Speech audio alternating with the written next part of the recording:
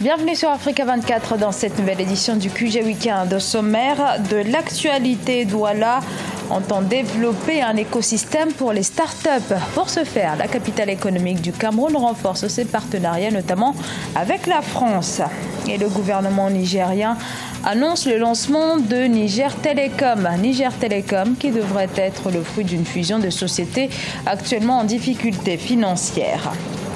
Puis Brazzaville qui vibre au rythme du Bra-Jazz. Le festival se tient depuis le 4 octobre dans la capitale congolaise et rassemble des musiciens africains et européens.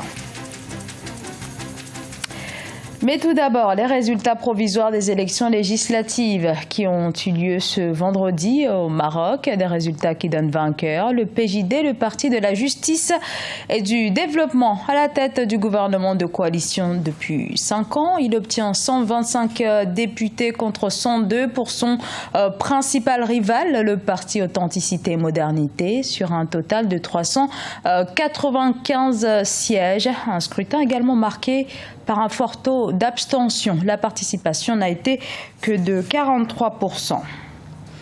Identifié comme l'un des principaux leviers du développement, l'économie numérique est en plein boom en Afrique centrale. C'est notamment le cas au Cameroun avec la ville de Douala qui souhaite développer un écosystème pour les startups. Mais problème, le manque de financement et le partenariat est peut-être l'une des solutions, comme vous allez le voir dans ce reportage de notre correspondant Chérif Ousmane Mbardounka.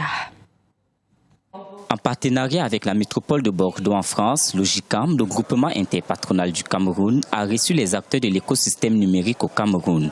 Au cours d'une rencontre tenue ce 6 octobre 2016 à Douala, l'opportunité a été donnée aux start-upers de présenter leurs projets pour un éventuel financement. L'objectif de la rencontre, des rencontres de l'entrepreneuriat numérique, c'était clairement de bâtir une coopération fructueuse pour que l'écosystème digital au Cameroun en bénéficie et soit résilient.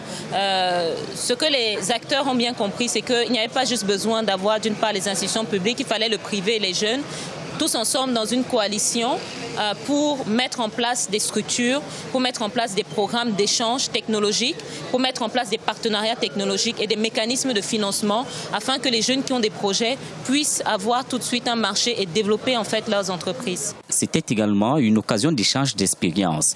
L'innovation au Cameroun, les freins au développement de l'écosystème local et les stratégies de promotion de la coopération sud-sud étaient les thématiques au centre des différents groupes de travail, des secteurs qui pourraient constituer le socle des nouvelles start-up. Et avec l'appui de la mairie de Bordeaux, ces jeunes entrepreneurs du numérique bénéficieront d'un accompagnement. Et d'abord, on va leur donner la possibilité l'année prochaine, notamment en fin février, début mars, d'être accueillis à Bordeaux dans le cadre des rencontres numériques Bordeaux-Afrique que nous organisons. Et en même temps, nous allons aussi offrir à ceux d'entre eux qui seront considérés comme lauréats la possibilité de séjourner pendant 4 semaines à Bordeaux. Le numérique apparaît désormais comme une nouvelle niche d'emploi. À travers ce partenariat avec la métropole de Bordeaux, le GICAM entend créer des liens économiques nouveaux pour l'émergence des petites entreprises. L'essor du numérique pourrait alors impacter tous les secteurs d'activité au Cameroun. Les 2 compagnies nationales de téléphonie, Sonitel et Sahelcom, devraient prochainement être fusionnées pour donner naissance à Niger Telecom. Il s'agit pour le gouvernement nigérien de mutualiser les ressources et de s'acquérir que d'un seul opérateur, à l'instar des autres pays de la région. Reportage Sadou Alizé Mokhtar, correspondant au Niger.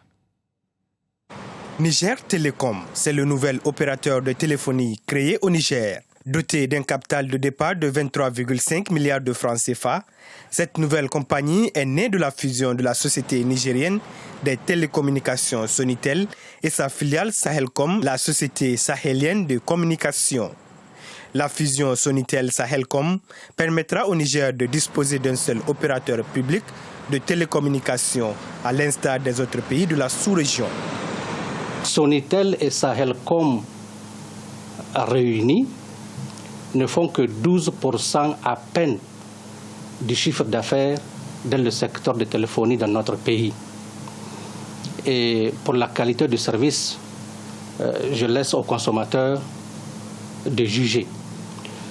En fusionnant donc, nous allons mutualiser les ressources financières, les ressources humaines, les ressources techniques de ces deux sociétés. Sahelcom exploitait la téléphonie mobile et Internet. Sonitel, de son côté, s'activait dans le fixe et le haut débit. En difficulté financière, ces deux sociétés ont été nationalisées en 2012. Aujourd'hui, le gouvernement nigérien veut positionner Niger Telecom dans la conquête des parts de marché dans la sous-région ouest africaine, mais aussi rendre l'opérateur national plus attractif. Vu l'environnement télécom actuel, on est dans un domaine de convergence, aussi bien donc dans le domaine de la consolidation du secteur de télécom ici au Niger.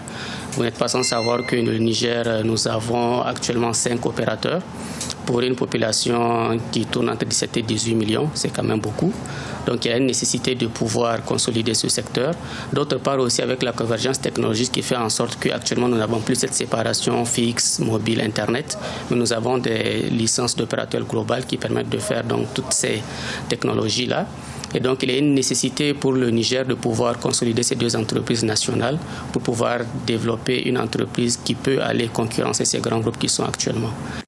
De l'avis de l'autorité, cette fusion assure une offre globale des services innovants par l'exploitation des réseaux et la fourniture des services fixes et mobiles des télécommunications. Aussi, elle facilitera le déploiement des technologies mobiles et rendra plus attractif l'opérateur public national. C'est ce lundi 10 octobre que se tiendra à l'UNESCO le prix UNESCO Guinée équatoriale. Il s'agit de récompenser et encourager la recherche autour des sciences de la vie. Parmi les lauréats annoncés, un Sénégalais, un Brésilien ou encore un Indien. Et sachez qu'Africa 24 est mobilisé pour vous faire vivre en direct cette cérémonie de remise du prix international UNESCO Guinée équatoriale. Ça sera ce lundi donc à partir de 16h30 GMT en direct du siège de l'UNESCO à Paris. Les amateurs de jazz au Congo sont nombreux et passionnés. Cette passion remonte pour certains au passage de Louis Armstrong au Congo dans les années 1960. Ces amoureux du jazz trouvent depuis une semaine leur bonheur au festival Bras Jazz, un festival voulu selon les mots des organisateurs, éclectique et international. Reportage d'Eva Panzou, correspondant au Congo. Le Bras Jazz, le festival international de jazz de Brazzaville, bat son plein depuis son ouverture le 4 octobre 2016. 7 groupes et chanteurs, dont un venu de Pointe-Noire, un de France, un du Cameroun et 3 de Brazzaville, se produisent à l'Institut français du Congo. Ainsi, pendant 5 jours, le Bras Jazz tentera d'intéresser le public brazzavillois à ce style de musique auquel il est peu habitué. Nous sommes fiers de venir partager nos expériences musicales avec les jeunes musiciens talentueux de Brazzaville. Parmi les 7 groupes qui participent à cette deuxième édition, on compte la jeune chanteuse congolaise Gaylor qui fait ses débuts et profite du Bras Jazz afin de démontrer son talent. D'autres groupes de renom et expérimentés ont exprimé leur fierté de participer au Bras Jazz. Je suis très émotionnée parce que je ne savais pas qu'un jour je devais présenter ou donner un concert devant les gens. Surtout que j'étais très timide. Grâce au festival, j'apprends à me dégager, à sortir de ma carapace. La première édition s'est déroulée du 7 au 10 octobre 2015. La deuxième édition du Festival international de jazz de Brazzaville connaît particulièrement 5 soirées de concerts. Aussi, c'est la première participation d'un groupe venu de Pointe-Noire. Les organisateurs du Bras Jazz souhaitent perpétuer ce festival. Ce journal a été réalisé par l'ensemble de la rédaction. Nous vous remercions pour votre fidélité. Dans un instant, une nouvelle édition de l'actualité sur Africa 24.